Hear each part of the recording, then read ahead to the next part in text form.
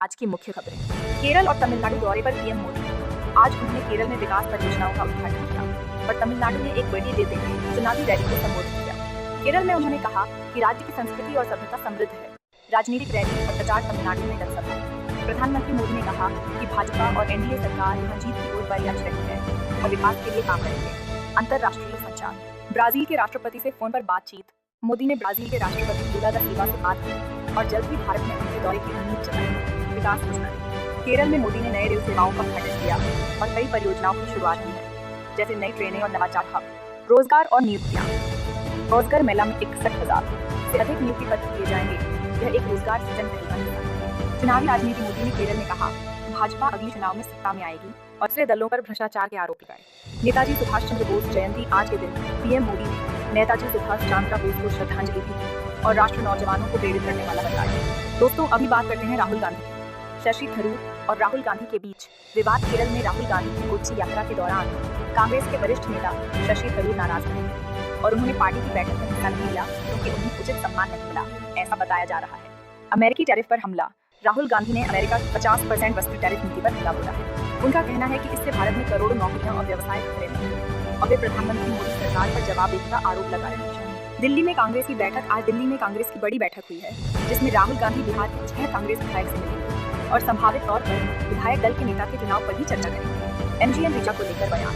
राहुल गांधी और कांग्रेस अध्यक्ष मल्लिकार्जुन खड़गे ने कहा है कि वे एमजीएन रेगा, किसान और ग्रामीण रोजगार योजना को वापस बहाल करने के लिए सरकार के खिलाफ एक संयुक्त और दृढ़ संघर्ष करेंगे। अब बात करते हैं योगी आदित्यनाथ। नेताजी सुभाष चंद्र बोस को श्रद्धांजलि। मुख्यमंत्री योगी आदित्यनाथ ने आज नेताजी सुभाष चंद्र बोस की जन्म जयंती पर पुष्पांजलि अर्पित की और कहा कि नेताजी का व्यक्तित्व हर भारतीय के लिए प्रेरणादायक है। राज्य स्तरीय अभ्यास।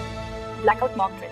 आज शाम उत्तर प्रदेश के 75 जिलों में 10 मिनट का ब्लैकआउट अभ्यास मॉक ड्रिल रखा गया है। सरकार ने लोगों से इसे सहयोगपूर्वक निभाने की अपील की है, जैसे कि बिजली के आपात प्रबंधन, सुरक्षा और बिजली नेटवर्क की मजबूती को परखने के लिए किया जा रहा है।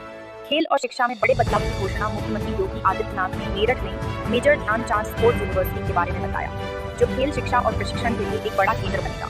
विश्वविद्यालय खेलों के कई कोर्स और शोध कार्यक्रम देगा और इसे खेल संस्कृति के विस्तार का केंद्र बनाने का लक्ष्य रखा गया है। राज्य प्रशासन में सुधार और सुधारात्मक कार्यक्रम। उत्तर प्रदेश सरकार ने कंप्लायंस रिडक्शन इंडेक्स में फेज 2 सुधार कदम शुरू किए हैं, जिससे सरकारी प्रक्रियाओं, परमिट और सेवा प्रदान करने में सरलता और पारदर्शिता आए। ये कदम जनता के लिए प्रशासन को और अधिक भरोसेमंद और समयबद्ध बनाकर निवेश तथा सेवा गुणवत्ता को बढ़ाने के उद्देश्य से। अब बात करते हैं अखिलेश यादव की।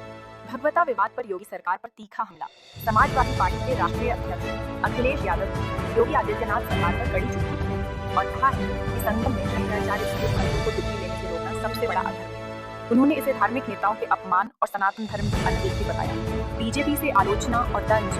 आज भाजपा ने अखिलेश यादव पर निशाना साधा है और उन पर चुनावी राजनीति में परिवर्तनशील Hindutva, shape shifting electoral Hindu अपनाने का आरोप लगाया है, यानी विपक्ष उन्हें धर्म और मतदाताओं के मुद्दों पर दोहरे रवैये वाला बता रहा है। दोस्तों, अब बात करते हैं बांग्लादेश क्रिकेट से जुड़ी सबसे बड़ी और ताज़ा खबर की। बांग्लादेश T20 विश्व कप से लगभग बाहर। बांग्लादेश क्रिकेट बोर्ड BCB ने भारत में 2026 ICC T20 क्रिकेट विश्व कप खेलने से इनकार किया है।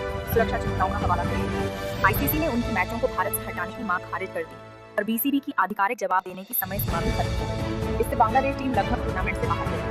T20 विश्व कप विवाद जारी। BCB ने ICC को एक और पत्र लिखा है और विवाद को सुलझाने के लिए स्वतंत्र विवाद समाधान समिति की मदद मांगी है, लेकिन ICC ने अभी तक कोई बड़ा समाधान नहीं दिया है। क्रिकेट बोर्ड को बड़ा आर्थिक नुकसान संभव। अगर बांग्लादेश विश्व कप में नहीं खेलेगा तो उसके क्रिकेट बोर्ड को भारी आर्थिक नुकसान, करोड़ों रुपए का सामना करना पड़ सकता है। क्रिकेट संकट और राजनीति। कुछ रिपोर्टों में कहा गया है कि सरकार के रुख के कारण क्रिकेट को राजनीतिक मुद्दा बना दिया गया है, जिससे टीम और बोर्ड का संकट बढ़ सकता है। खिलाड़ियों का मनोबल प्रभावित। T20 विश्व कप के लिए खेलने की उम्मीदें अब कुछ खिलाड़ियों के लिए धुंधली लग रही है और टीम होटल से निकलते समय खिलाड़ियों में निराशा देखी गई। BCB और BCCI रिश्ते पर असर। बांग्लादेश के फैसले के बाद अब कुछ फैंस BCCI से बांग्लादेश के साथ द्विपक्षीय सीरीजों को रोकने की मांग कर रहे हैं। दोस्तों, अब बात करते हैं बॉर्डर 2 फिल्म की। बॉर्डर 2 सिनेमाघरों में 23 जनवरी 2026 को रिलीज हो चुकी है। यह फिल्म 1971 के भारत-पाक युद्ध पर आधारित वॉर ड्रामा की बड़ी सीक्वल है और 1997 की सुपरहिट बॉर्डर का आध्यात्मिक उत्तराधिकारी मानी जा रही है। बॉक्स ऑफिस पर धमाकेदार शुरुआत। फिल्म ने पहले दिन शानदार ओपनिंग की है। बॉर्डर 2 ने कई रिकॉर्ड्स तोड़े हैं और बॉक्स ऑफिस पर धूम मचा दी है। इतनी बड़ी संख्या में स्क्रीन मिलने के साथ पहले ही दिन 30+ करोड़ रुपए की कमाई दर्ज हुई है। वरुण धवन के करियर के लिए भी यह सबसे बड़ी ओपनिंग डे कलेक्शन साबित हुई है। उन्होंने कलंक, दिलवाले और जुड़वा 2 जैसी फिल्मों को पीछे छोड़ा। संगीत पर बहस, गाने को लेकर विवाद भी हुआ है। संगीतकार जावेद अख्तर ने बॉर्डर 2 के संगीत को थोड़ा आलोचना किया था, तो गायक सोनू निगम ने इसका भावनात्मक जवाब दिया है और कहा कि संदेशे आते हैं जैसे गाने फिल्म के दिल की पहचान है। कलाकारों की प्रतिक्रिया, अभिनेता नील नितिन मुकेश ने फिल्म की खूब तारीफ की है। बताया है कि यह बॉर्डर की विरासत को सम्मान के साथ आगे बढ़ाती है। फिल्म की खास बातें, पिछली अपडेट्स। बॉर्डर 2 एक बड़ी वॉर फिल्म है जिसमें आर्मी, एयर फोर्स और नेवी सहित तीनों सेनाओं के जज्बे को दिखाया गया है। फिल्म में सनी देओल, वरुण धवन, दिलजीत दोसांझ, आहान शेट्टी जैसे कलाकार मुख्य भूमिका में हैं।